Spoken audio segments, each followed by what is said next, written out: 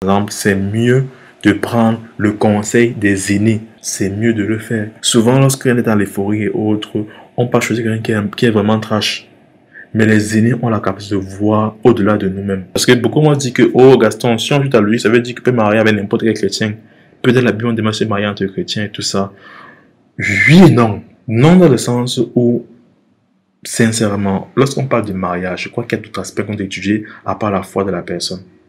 Son rapport avec l'argent, ses projets. Moi, il m'est arrivé un temps d'être avec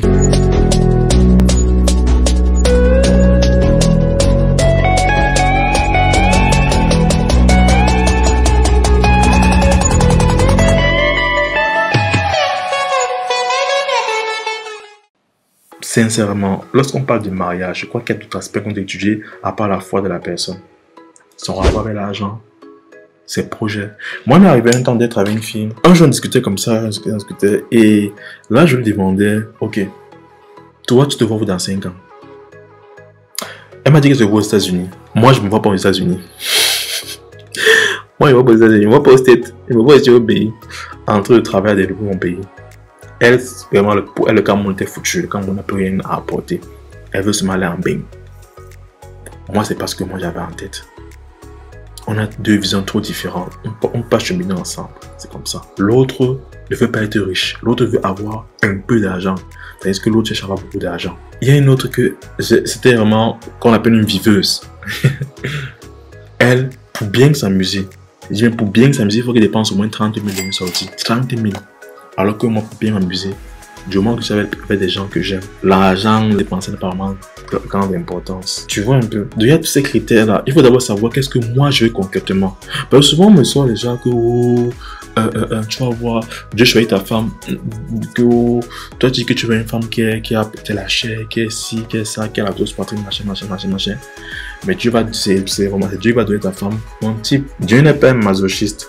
Dieu n'est pas un gars qui prend plaisir à nous faire souffrir. C'est pas Dieu qui va embrasser la femme là, c'est moi qui vais l'embrasser. Donc c'est moi qui donne un peu les critères. Je me base sur sa parole pour prendre les critères. Tu vois un peu. Donc arrêtons de chercher le sang de la cible. Il n'y en a pas. On va dire par exemple sur le choix de la carrière. Est-ce que je m'appelle être ingénieur ou docteur? Quel que soit ton choix, Dieu voudrait que si tu es ingénieur, tu sois un bon ingénieur qui mette en avant les valeurs de son royaume. Que tu sois docteur, Dieu voudrait que tu sois un bon docteur qui met en avant les valeurs de son royaume. Quel que soit le choix que tu vas prendre, Dieu voudrait que tu mettes en avant les valeurs de ton royaume. Le truc, c'est que Dieu ne désire pas que nous, je vais dire quoi, mettons toute la faute sur lui, bien tout le mérite sur lui. C'est pas comment expliquer, c'est pas comment dire ça concrètement. Voilà. Dieu veut que nous soyons responsables de nos choix. Quel que soit le choix que tu vas faire, il faut l'assumer. Il faut l'assumer. Quel que soit le choix que tu vas faire, il faut l'assumer. Tu veux être pasteur, tu vas dire que bon, il faut être pasteur, missionnaire, il faut avoir l'appel et autres. Bon, ben, tu peux avoir la conviction et tout. Mon type. Si tu veux faire le choix là, ça il faudra assumer après. Parce que tu seras responsable devant Dieu de ce qui va se passer après. Pour la petite histoire, je priais et je demandais à Dieu vraiment, parce que avant, ma vie était facile avant. Pour être sincère, ma vie était facile avant. Avant, je demandais un truc à Dieu, il me donnait toujours. Seigneur, je veux un nouveau téléphone. Il faut à ce qu'un se passe, j'ai un nouveau téléphone. Seigneur, je veux 100 000. Il faut à ce se passe, 100 000. Donc, je demandais un truc à Dieu, il me donnait. C'est vraiment bien. C'était une époque où j'étais bien, gars. Parce que moi, je demandais des choses, Dieu me donnait toujours. Sans que j'en ai fait de grands efforts, juste avec la foi que j'avais et tout ça. Et par la suite, ça commence à se passer. Mais j'ai vraiment eu une conversation profonde avec lui, dans le sens où il m'a vraiment mis devant le fait. Tu veux des miracles ou bien tu veux des responsabilités. Je répète, tu veux des miracles ou bien tu veux des responsabilités. Les miracles, c'est facile à faire.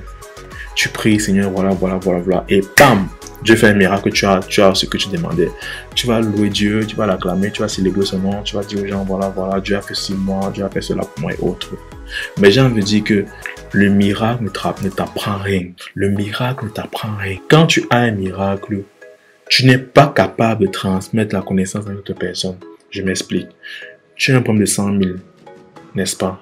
Tu peux pour que Dieu fasse un miracle à ta vie. Dieu fait un miracle, tu obtiens 100 000. Enseigne aux autres comment ils peuvent générer 100 000 en 3 jours. Tu ne seras pas capable de le faire. Alors c'est un miracle. C'est ça le problème. Alors lorsque tu es responsable de tes choix, lorsque Dieu te rend responsable, tu as besoin de 100 000. Tu réfléchis. Comment je peux faire pour avoir 100 000? Par la suite, tu trouves un moyen. Tu réussis à avoir tes 100 000 en 3 mois, par exemple. Tu es capable de transmettre ta connaissance à d'autres personnes et tu es capable de réitérer l'opération. Alors que le miracle, tu n'es pas capable de répéter le miracle. Tu vois un peu? Et c'est là que je me fais comprendre, tu veux des miracles ou bien tu veux des responsabilités. Tu veux les miracles, c'est bien. Tu vas être bloqué à un niveau à ta vie. Si tu veux vraiment aller dans le domaine des finances, tu vas être bloqué à ta vie. Parce que tu ne seras pas capable de réitérer la même chose. Il y a des buts. Quand tu joues au foot, il y a des buts que c'est la chance. Mais il y a des buts que c'est un mécanique qui est en train de faire. Il est en train de suivre un procédé. Il sait que non. Pour que je puisse marquer, il faut que je sois à telle distance. À la distance que je vais tirer, à 80% ça va rentrer. C'est la même chose avec la vie. Il y a des choses que tu n'as pas fait. Que pour essayer de le faire, il faut que tu sois responsable de tes choix. Tu t'es marié à telle personne, non. Assume. Très souvent, on dit que voilà, il faut prier pour avoir la volonté de Dieu pour son mariage et autres. Mais très souvent, on voit les gens qui sont mariés, qui ne sont pas chrétiens. Mais il faut mettre un bon couple.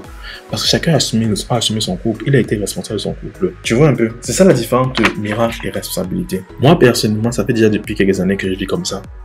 Ça fait depuis 2021 que je vis comme ça. Je me pose la question de savoir ce que j'ai. Est-ce que Dieu veut que pas ci, Dieu veut que pas là? Non, j'ai envie de faire, je fais. Non, j'ai envie de faire, je fais. Maintenant, comme il dit, les 7 points que c'était précédemment là m'aident à prendre de bonnes décisions. Il y a des choix que je ne fais pas sans en parler à certains aînés. Parce qu'ils sont plus expérients que moi dans le domaine de la vie. Il y a des décisions que je ne vais pas faire sans avoir certains paramètres. Il y a par exemple, je sais que je ne supporte pas la chaleur. Les choix qui vont faire que je dois être dans la chaleur là, j'évite ça. Sauf si c'est vraiment nécessaire. Ou bien c'est nécessaire pour la suite. Tu vois un peu. Et laisse-moi te dire une chose. Si Dieu ne veut pas que tu fasses quelque chose, tu ne le feras pas. Si Dieu ne veut pas que tu sois pasteur, tu ne le seras pas. Crois-moi, tu ne le seras pas. Si tu fais trop, tu vas durer un temps à l'intérieur, après tu vas quitter. Moi, je croyais que vraiment, le culte d'enfant était la même chose que les enseignements. Gars, c'est deux mondes différents. Deux mondes différents. J'ai essayé d'être moniteur pendant une journée. Vraiment, ça m'a tué. Non, ça m'a tué. Je respecte beaucoup les moniteurs. Ceux qui font le culte d'enfant là, vraiment les gars, bravo. Bravo à vous. Moi, ça m'a tué. J'ai dit que papa, c'est pas pour moi la faire ici. Laissons ça aux professionnels. Moi, c'est pas un pro. C'est difficile de gérer les enfants. C'est tout simplement. C'est en fait ça. Parce qu'il faut savoir une chose. Si Dieu règne dans ta vie, si Dieu est ton sauveur, ton Seigneur dans ta vie, toutes les décisions que tu vas prendre peuvent être transformées en miracles et en témoignages pour les autres. Si tu prends la décision en mettant Dieu au centre, en mode Seigneur, je fais ça pour toi. Je ne sais pas si tu vas te tromper. Même si tu te trompes, tu ne te tromperas pas longtemps. Tu vas te tromper pendant peu de temps. Donc, arrêtons de chercher systématiquement la volonté de Dieu. Mais apprenons à vivre la vie de liberté qu'il nous a donnée à moi sur la croix, en mettant en pratique ses commandements et en essayant de nouvelles choses. Je me rappelle une fille là, j'ai déjà fait un atelier d'un camp de jeunes. À la fin, elle m'a dit, Gaston, en fait, moi personnellement, je n'ai aucune passion. Je n'ai rien qui m'attire spécifiquement. J'ai mis à cœur de prier parce que moi, au moment là, je n'ai pas la réponse. Comment trouver sa passion, je n'ai pas de réponse. Mais par là, j'ai trouvé une réponse assez convenable. Qu'est-ce que tu as déjà essayé de faire? Qu'est-ce que tu as déjà essayé de faire? Essaye des choses. Certaines vont rater, d'autres vont marcher. C'est en essayant que tu vas savoir ce que tu aimes, ce que tu n'aimes pas. Moi, j'essaie plusieurs activités en ligne. Je suis resté uniquement sur ce qui me plaisait, ce qui ne me dérangeait pas de le faire. Tu vois un peu? Donc, essaye, fais des choses, découvre-toi et tu vas voir beaucoup de choses vont se passer. Et pour terminer, malheureusement, je ne vais pas aller en profondeur à cette thématique parce que c'est vraiment vaste, c'est vraiment profond. Ce que je te recommande, par exemple, c'est 2 livres que j'ai eu à parcourir, à lire, qui m'ont un peu aidé dans la recherche, notamment le livre de Marc Arthur, J'ai trouvé la volonté de Dieu, et celui de Kevin DeYoung, Et si Dieu voulait autre chose pour moi. Donc, je te recommande de lire ces 2 livres-là. Le lien est dans la description. Ce sont des liens affiliés. Donc, quand tu feras un achat par cela, je toucherai une commission. Donc, s'il te plaît, passe par ces liens-là pour encourager le travail de recherche que j'ai à faire. Je t'encourage à lire ces 2 livres-là. C'est vraiment très profond et ça aide beaucoup. Moi, ça m'a beaucoup aidé dans certaines choses, dans certaines recherches. Donc, vraiment, prends la peine de les lire et bref, tu me diras des nouvelles. Pour terminer, une chose qui est sûre dans tout ce que je viens de dire là, c'est que Dieu veut que tous les hommes soient sauvés. Dieu veut que tous les hommes connaissent son Fils Jésus et qu'ils atteignent qu'ils puissent entrer dans le royaume des cieux. Donc si toi tu ne l'as pas encore fait, si toi tu n'as pas reçu le Seigneur Jésus comme ton Seigneur, ton Sauveur dans ton quotidien, je te recommande de le faire vraiment. Parce que sans lui, on va peut-être gagner le monde, on va peut-être avoir beaucoup d'argent, mais au finish, on va arriver devant lui tout tremblant. Prends soin de toi et j'espère que cette série a pu t'aider à mieux comprendre, à trouver la volonté de Dieu pour ta vie. Si tu as des questions, écris-les en commentaire, je répondrai dès que possible. Et si tu veux aller plus loin, je te dis, voici les 2 livres que tu pourras avoir. Le livre de Marc Arthur sur J'ai trouvé la volonté de Dieu et de Kevin. Et si Dieu voulait autre chose pour moi, tout est dans la description. Sur ce, on se dit ciao.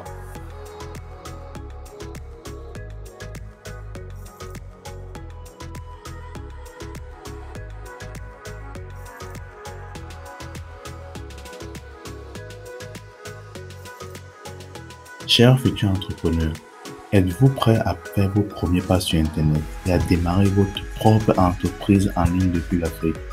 Si oui, alors cette formation est faite pour vous.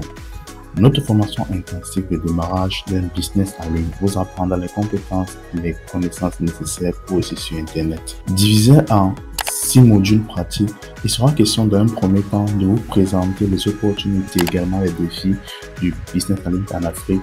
Par la suite, on vous apprendra les bases de la création d'un site web ou d'un tunnel de vente en fonction de votre produit et savoir quand il faut faire quoi sans pour autant écrire une seule ligne de code. On continuera à vous parler du marketing digital, comment vous pouvez utiliser les réseaux sociaux pour promouvoir votre entreprise et également l'emailing.